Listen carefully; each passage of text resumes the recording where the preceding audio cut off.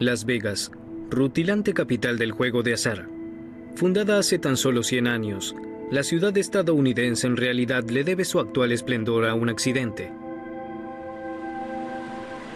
En marzo de 1905, lluvias torrenciales desencadenan una catástrofe por desborde del río Colorado. Un tumultuoso torrente de barro y piedras irrumpe a través de los diques del Imperial Valley. Las masas de agua inundan inmensas extensiones. El río embravecido es considerado, al igual que toda la naturaleza en el lejano oeste, como enemigo al que era preciso combatir con medios técnicos, por ejemplo con una represa. Pues el río Colorado, de 2.200 kilómetros de largo, parece particularmente apropiado para ello. Se le encarga el proyecto al Bureau of Reclamation. Este organismo público tiene la función de irrigar las regiones secas del oeste de los Estados Unidos, convirtiendo el desierto en campos fértiles. Se enviaron equipos de exploración. Después de 4 años, el buró se decide por el Black Canyon en la frontera entre Arizona y Nevada. Sin embargo, el proyecto supera todas las previsiones. Se habrá de convertir en la mayor presa de su época.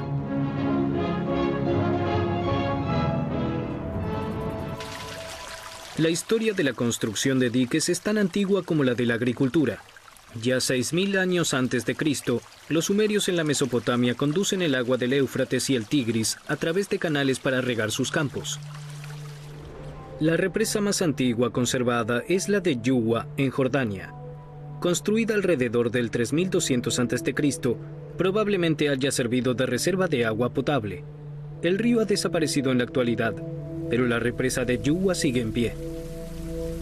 En los siglos subsiguientes, también los romanos se encargan de realizar construcciones hídricas. Para el transporte del agua potable, ellos desarrollan los acueductos. Con la ayuda de arcos, están en condiciones de repartir el peso del agua. Recién en el siglo XX, sin embargo, la utilización del hormigón como nuevo material de construcción y de enormes máquinas permite encarar proyectos de la envergadura de la presa Hoover. A pesar de disponer de los materiales y la tecnología, el proyecto de la presa es una tarea titánica. $165 millones ha de costar la represa más grande de su época. Un conflicto entre los 2 estados federales involucrados acerca de cómo dividir el agua dificulta aún más el proyecto.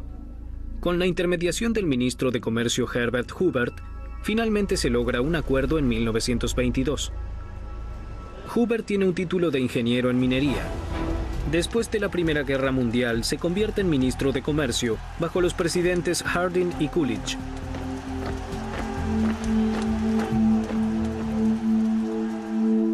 Pero incluso a Herbert Hoover le parece imposible conseguir del gobierno las enormes sumas de dinero para el proyecto de la presa, hasta que el Bureau of Reclamation descubre cómo financiar todo, con electricidad, mediante la construcción de una central eléctrica y la venta de energía hidroeléctrica se logrará cubrir los costos. Pero todavía tendrá que ocurrir la gran crisis económica del año 1929 para que después de 12 años el Congreso libere los fondos para la obra. Herbert Hoover, mientras tanto elegido 31º presidente de los Estados Unidos, insta a comenzar prontamente la construcción, pues el desempleo crece en forma desenfrenada. El proyecto de la presa es una gran solución para un gran problema. La construcción de la represa se difunde con extraordinaria rapidez. De todos los rincones del país afluye la gente con sus familias para trabajar en el gigantesco proyecto. Su meta es la pequeña ciudad de Las Vegas, en el desierto, que había sido fundada en 1905. Ubicada a 30 millas de Black Canyon, es la única población cercana al lugar de construcción de la presa. En poco tiempo el pequeño pueblo es literalmente inundado por seres humanos. El proyecto de la presa es la única esperanza de trabajo y futuro para muchas familias.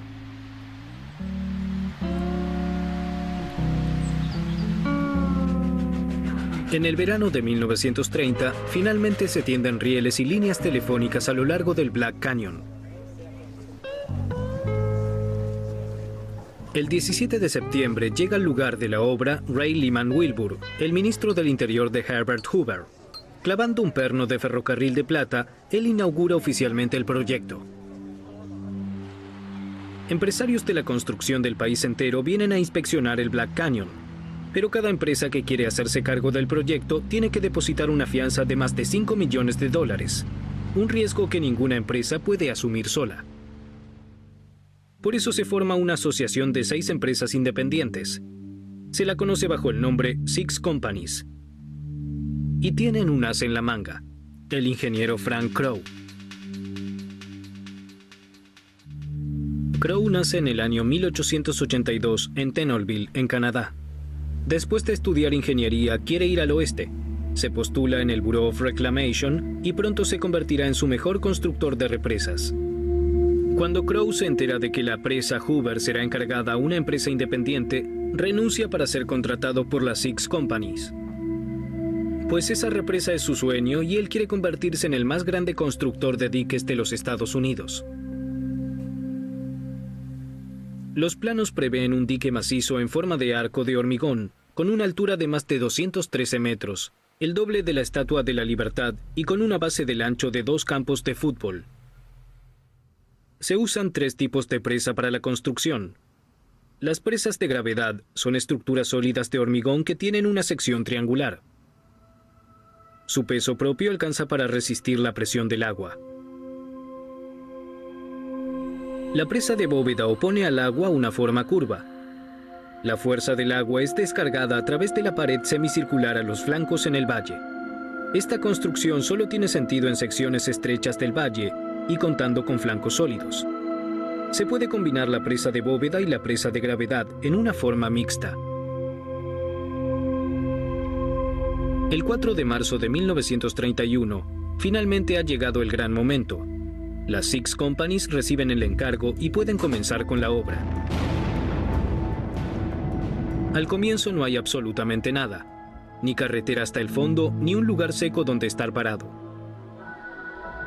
La primera tarea consiste en desviar el agua del Colorado, circunvalando el terreno de la obra. Para ello se construyen 4 túneles, 2 a cada lado del río. Crowe y sus hombres solo disponen de 2 años y medio para desviar el río y otros 3 años y medio para construir la presa. De lo contrario, se exponen a severas multas por incumplimiento de contrato. Pero en la época de la Gran Depresión, las cosas son fáciles para los empresarios. Pueden contratar a los mejores hombres del país por una escasa remuneración. En el primer verano, el plantel es de 1.400 empleados. El trabajo no se interrumpe nunca. Se trabaja en 3 turnos, 7 días a la semana. La labor en la presa es dura y prácticamente no se cumplen las disposiciones de seguridad. Los accidentes graves están a la orden del día. El verano de 1931 trae un récord de calor de más de 46 grados.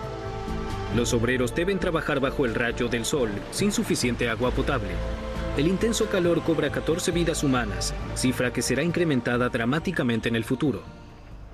Después del difícil comienzo en el año 1931, la situación va mejorando. Muchos trabajadores son llevados junto con sus familias a la recién construida ciudad de Boulder City. Esta es una comunidad modelo en la que están prohibidos el alcohol y los juegos de azar. Los hombres solteros son alojados en grandes dormitorios comunitarios, mientras se hacen más y más casas nuevas para las familias. El día más importante para los trabajadores es el de paga. Muchos desaparecen inmediatamente en dirección a Las Vegas con sus salones de juegos, bares y burdeles. En las elecciones presidenciales de 1932, Herbert Hoover pierde frente a Franklin Roosevelt, pero una semana después de su derrota ya viene a Las Vegas a inspeccionar la obra. A primera hora del 13 de noviembre de 1932, ha llegado el momento de desviar el Colorado.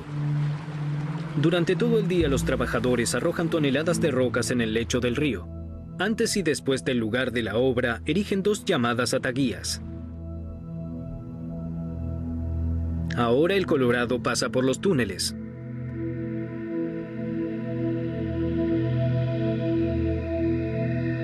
A continuación se puede desagotar el agua entre las ataguías para desecar el terreno de construcción. Al anochecer lo han logrado. Después de 12 millones de años, los hombres obligan al Colorado a abandonar su lecho. Para Frank Crowe es un triunfo personal. Han vencido al río y reducido el tiempo de construcción en 11 meses.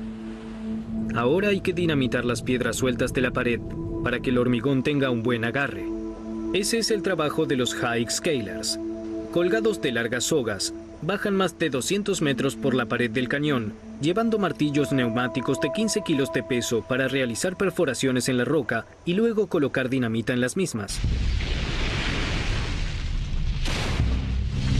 Después de la explosión vuelven a bajar por la pared para desprender las piedras sueltas. Ha pasado a ser legendario el rescate de un ingeniero civil que cae al precipicio. 8 metros más abajo, un high scaler oye el grito, se impulsa hacia afuera y logra asir el pie del hombre cayendo al vacío. Pero no todos tienen la misma suerte. Hasta su conclusión, la presa le cuesta la vida a 96 trabajadores. El 6 de junio de 1933, después de 2 años de preparativos, los trabajadores vierten el primer hormigón para la presa. Ahora Frank Crowe tiene empleados a 6.000 hombres. Para transportar el hormigón, Crowe diseña una elaborada red funicular que puede trasladar el material a cualquier parte de la obra. Para ello se utilizan contenedores con una capacidad de 3 a 6 metros cúbicos. Para la presa y las centrales de energía eléctrica se procesan 3,4 millones de metros cúbicos de hormigón, cantidad suficiente para una autopista de 2 carriles desde la costa oeste a la costa este de los Estados Unidos. La presa comienza a crecer paso a paso. No se la puede hacer en una sola pieza porque una construcción de hormigón de este tamaño, al secarse, seguiría entregando calor a lo largo de 125 años, debido a una reacción química. Por eso la presa es realizada en muchos bloques y columnas individuales. Después del enfriamiento, las juntas son llenadas con argamasa bajo presión para formar una estructura uniforme. El 6 de febrero de 1935 la presa está terminada. A 221 metros de altura se vierte el último hormigón sobre la pared del dique. Luego se clausuran las entradas a los túneles. Lentamente el Colorado se va embalsando detrás de la presa. Formará el Lake Mead, que actualmente tiene 185 kilómetros de largo y más de 150 metros de profundidad. Desde el comienzo se le ha dado gran importancia al diseño de la represa. Las torres de ingreso que conducen el agua a las centrales hidroeléctricas se realizan al igual que toda la presa en estilo Art Deco. La presa Hoover es un emblema industrial y pretende simbolizar la superioridad técnica del ser humano sobre la naturaleza. Al pie de la represa se encuentran las centrales hidroeléctricas. En su interior trabajan 17 generadores que en conjunto producen más de 2.000 millones de kilowatts. Eso alcanza para abastecer con electricidad a una ciudad de millones de habitantes. El 30 de septiembre de 1935, el presidente Roosevelt viene al Black Canyon para inaugurar la presa, 2 años antes de la fecha de terminación prevista.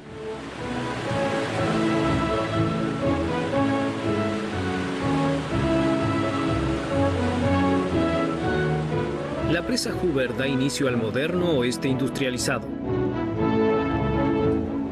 Frank Crowe se lleva a casa $350,000 en calidad de gratificación.